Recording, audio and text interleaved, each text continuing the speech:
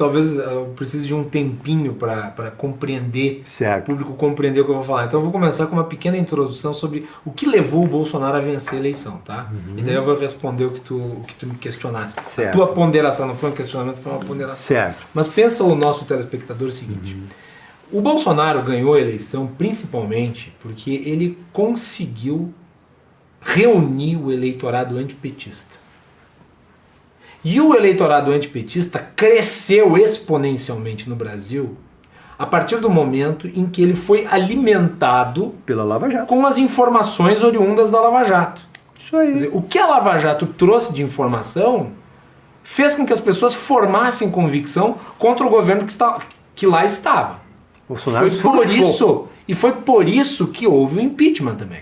O impeachment foi um efeito do antipetismo. Isso assim aí. como a eleição do Bolsonaro foi um efeito do antipetismo. Então o Bolsonaro se elegeu surfando na onda da Operação Lava Jato. Dá para se dizer, inclusive, não que o Moro tenha feito militância porque ele não fez. Mas ele ajudou. Mas dá para se dizer que o Bolsonaro é cria do Moro e não o contrário. Os bolsonaristas não aceitam isso. Ok, mas tudo é que Bolsonaro é sacrossanto. Mas tudo bem. Então, ele se elegeu no antipetismo Certo. e, ao mesmo tempo, escudado na enorme credibilidade que o Paulo Guedes tem junto ao mercado. Foi fundador do BTG Pactual, é um homem de convicções liberais, que ajudou um monte de iniciativas liberais no Brasil, em vários institutos de pesquisa, de ensino. Ele não tem livro, não tem obra publicada escrita, porque ele nunca foi um homem da literatura. O Paulo Guedes é um homem das contas, das finanças, é um homem que pegou a ideia liberal e transformou ela em iniciativa privada. É diferente, por exemplo, de um Milton Friedman. Milton Friedman, que foi o tutor intelectual da escola da qual o Paulo Guedes se filia, que é a escola de Chicago, a escola monetarista, ele era intelectual. O Paulo Guedes não é tanto intelectual, ele é um empreendedor. É da ação. Ele é da ação, é diferente. Mas é uma pessoa que tem um enorme conhecimento, que ganhou muito dinheiro, ganhou dinheiro por mérito. Claro. E se aliou ao Bolsonaro no projeto de governo. Então, nós tivemos aí a união do antipetismo, alicerçado na Lava Jato, com as ideias liberais do Paulo Guedes. E com isso ele conseguiu juntar não apenas todos os antipetistas, mas também todos os liberais e conservadores que estavam separados até então. E ele venceu a eleição. Para coroar o processo, depois de realizada a vitória, o que ele fez? Ele foi até o Sérgio Moro e o convidou para integrar o ministério. E ele fez isso por quê? Porque o Sérgio Moro, compondo o ministério, como integrante da pasta da Justiça, seria o coroamento do simbolismo da sua vitória. E para isso, o que o Sérgio Moro recebeu como oferta? Carta branca, uma palavra que se tornou desmoralizada, uma expressão que hoje não tem mais sentido nenhum. Muito triste. Carta branca para nomear, e isso é literal, e vocês vão encontrar nos mais variados lugares, o presidente falando inclusive o diretor da Polícia Federal, os cargos acessórios, todos aqueles que compõem a equipe técnica do Ministério, todos aqueles que estão ao redor do ministro da Justiça, o Sérgio Moro vai ter a liberdade de nomear. O que aconteceu? E daqui vamos fazer uma crítica construtiva ao Sérgio Moro. Sim. O Sérgio Moro se deixou encantar pela proposta do Bolsonaro, achando que no executivo ele teria a liberdade que ele tinha como juiz da 13ª Vara Federal de Curitiba. E aqui é importante entender, né, como é que funciona o judiciário, como é que funciona o executivo. O executivo é um poder essencialmente político. O poder está na mão de quem é eleito. Portanto, quem manda é o Bolsonaro, não é o ministro da Justiça. É a Câmara e o Senado. Não adianta, portanto, falar de carta branca, de super-ministro, isso não existe. Entretanto, na Justiça, apesar de você ter instâncias, e o Sérgio Moro estar na primeira, existe uma independência entre elas. Claro. Quer dizer, o Supremo Tribunal Federal, apesar de decidir por último, não manda em juiz de primeira instância. Nem a segunda. Nem na segunda. Não existe esta hierarquia em termos de eu sou o seu chefe. O Supremo não é chefe não era chefe do Sérgio Moro. Então ele tinha uma independência Mas de ação. tinha que respeitar. Não. A respeito, o que vale mais é a decisão da última instância, Claro. obviamente, mas não é uma hierarquia de comando. Não, completamente. E isso existe no executivo. O Sérgio Moro se deixou encantar e ele encontrou ali inúmeros problemas para conseguir empreender esta licença para administrar a área da justiça. Tanto que o pacote dele foi... Ali também teve uma questão envolvendo o Congresso Nacional, Sim, mas sim. a gente pode mencionar aqui que o Bolsonaro interviu na Superintendência da Polícia Federal do Rio de Janeiro, sem conhecimento do comando da Polícia Federal. Ele aventou a hipótese de desmembrar o Ministério da Justiça, recriando da Segurança Pública. Isso foi no início de 2020. Que vai ser criado agora. Ele deixou de lado a ideia do COAF ficar no guarda-chuva do Ministério da Justiça. Aqui é importante explicar, né? Houve um projeto de reforma administrativa. Todo governo que entra, ele apresenta um projeto de reforma administrativa. Extinguindo o Ministério, juntando repartição, acomodando essa... Tentando enxugar ou aumentar. Tanto faz. E no projeto de reforma administrativa estava lá que o COAF sairia do Ministério da Economia e entraria no Ministério da Justiça. Tudo que o Moro queria. É o que o Moro queria. Isso foi colocado no projeto, só que o governo não militou por isso. Quer dizer, o governo entregou o projeto, mas permitiu ou não deu continuidade. Permitiu. E o que a Câmara fez? Não, vai ficar onde está. E daí aconteceu o mais grave. Depois que a reforma administrativa passou sem que o COAF ficasse no Ministério da Justiça, o Bolsonaro emitiu uma medida provisória transferindo o COAF do Ministério da Economia para o Banco Central. E mudou o COAF de nome. E os indicados do Sérgio Moro para o COAF não foram mantidos. Então, aí já começa quem o primeiro. Peraí. E aqui eu não estou fazendo uma análise se o Sérgio sim. Moro é o melhor nome. Tu tá dando fatos. Eu estou fazendo apenas uma análise de fatos. Quem é que traiu quem aqui? Quem traiu quem? Essa é a pergunta que tem que ficar. E vamos lá. Claro. O Sérgio Moro foi a público, depois que o Valeixo foi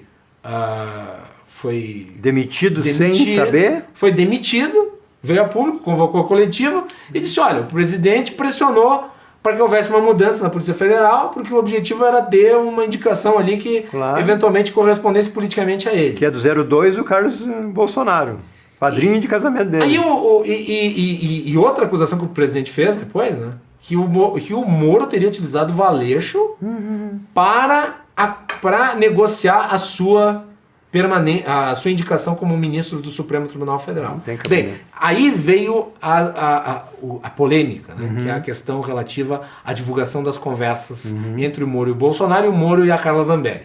Bom, em primeiro lugar, o Moro divulgou as conversas, sim, para se defender. É isso aí. Se você analisar a lei, você vai ver que você pode vazar conversa sua com terceiros se for para se defender. O Carlos Bolsonaro fez a mesma coisa por um motivo diferente. O Carlos Bolsonaro vazou conversa do pai dele com o Bebiano. Ninguém reclamou na época. Aqui o Bolsonaro chamou o Moro de mentiroso e acusou o Moro de fazer uma negociata. O que o Moro fez? Utilizou o maior jornal do Brasil, na maior emissora de televisão, para provar o contrário. Não precisou se vender para Globo. Portanto, ele estava se defendendo. Claro. Portanto, ele estava se defendendo. E qualquer pessoa honrada faria o mesmo. Claro. Se ela estivesse diante de uma acusação infundada, se defenderia da forma... Com certeza. Da forma necessária para manter a sua reputação. E o pior, né, Macalossi? O pior, estão usando esse motivo da traição como a grande crise. Não é uma crise. traição. A traição precede isso. A traição é da conduta do Bolsonaro para com o Sérgio Moro em relação ao que foi prometido. E daí vamos analisar o teor das mensagens.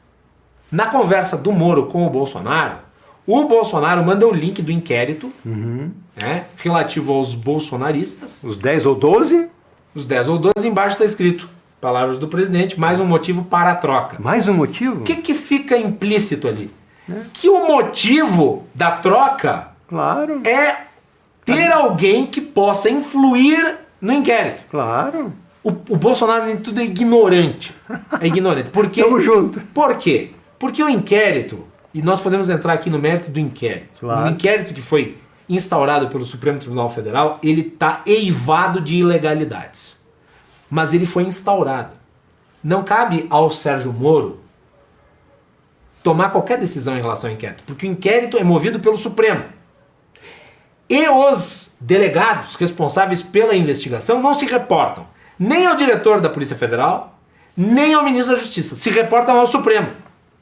Por quê? Porque assim como a Justiça tem independência entre as suas mais variadas instâncias, dentro da Polícia Federal existe este mecanismo de independência dos delegados. Que é uma garantia. Que é uma garantia de ação, para que eles não tenham trabalho restrito. Claro. Então, o Bolsonaro, ignorante que é, achava que mudando o comando da Polícia Federal, achando que mudando o comando do Ministério da Justiça, poderia influir no processo, o que não pode. Não. Mesmo assim, a intenção já denuncia a sua má conduta enquanto presidente. Sim. E na conversa com a Carla Zambelli, as pessoas perguntaram, mas por que vazou a conversa com a sua afilhada? Sua afilhada?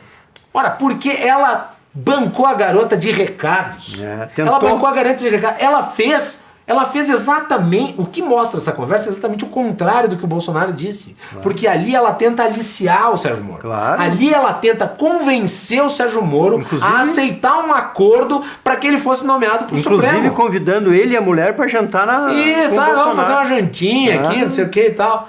Ela deu uma entrevista, foi hoje, nós estamos gravando esse programa na segunda-feira. Ela deu uma entrevista hoje pro Pânico, onde ela disse assim, não, o Bolsonaro não queria saber as informações dos outros processos, ele queria saber só os processos dele. Isso já é crime. Claro. Então, vamos lá, o presidente da República não tem essa atribuição de ficar fazendo análise de investigação da Polícia Federal. Mas por quê? Porque talvez o 02 esteja no meio. Não faço a menor ideia. Talvez, eu também estou. Pode ser que sim, pode ser que não. Mas mesmo que não esteja, mas são 10 ou 12. Não importa, o presidente não pode. Não e outra, pode. Vamos lá. Sabe quantas operações a Polícia Federal fez em 2019? Foram mais de 1.000. Mais de 1.000 operações. Ele queria relatório diário. Como é que ele vai ficar lendo os relatórios ou ele vai escolher, vai pincelar o relatório para ele poder acompanhar o que lhe interessa? Então, vamos lá, minha gente. Ninguém é bobo, né? Vamos lá, minha gente. É óbvio. Né? E agora, pelas nomeações que virão, que ali o interesse é de transformar a Polícia Federal na Polícia Familiar. Sim. Porque um compadre de um filho para o Ministério da Justiça. O sujeito, o novo ministro da Justiça, é um sujeito que o currículo é uma página em branco, a não ser pelo fato de que ele foi padrinho de casamento do Eduardo Bolsonaro. E trabalhou na segurança do Bolsonaro. E ele foi advogado. E ele atuou em menos de 12 processos ao longo de 6 anos. Se ele fosse submeter o currículo dele para uma banca de advogados de Porto Alegre ou aqui de Caxias... Não entra. Não é contratado. Ali é o... É um medíocre. E devo aqui fazer o comparativo. Eles odeiam, mas eu vou fazer o comparativo. Porque o bolsonarismo, ele é o lulopetismo com o polo invertido. E eles estão encontrando agora o seu paralelo no Dias Toffoli. Porque o Dias Toffoli foi uma indicação política de um ex-advogado do PT para o Supremo Tribunal Federal. E agora o Bolsonaro quer nomear para o Ministério da Justiça e para a direção da Polícia Federal gente do mesmo patamar. É isso aí. Entendeu? E tem mais um aspecto. E tem mais um aspecto. Quer dizer, sim, o presidente tem a caneta, ele pode nomear. Claro. Mas existem princípios constitucionais que devem ser respeitados. Principalmente que há 20 anos era feito assim. Principalmente o princípio da impessoalidade. Há 20 anos era feito isso, Macalossi. Então, por favor. Tinha 3 indicações, né? Há 20 anos. Macalossi... aliás, a DPF, né? A DPF, que é a Associação dos Delegados da Polícia Federal, mandou uma carta pro Bolsonaro, inclusive questionando aí a segurança do trabalho e tal. Sim. Então está causando sim instabilidade. Agora, olha, veja, e aí os bolsonaristas, porque assim, rompeu com o Bolsonaro, expurgado está, você deixa de ser paladino e patriota, vira traidor e sem vergonha. Sim. Tá? Então o Sérgio Moro agora está sendo atacado pelos bolsonaristas com os mesmos argumentos que os petistas utilizavam. 6 horas depois do...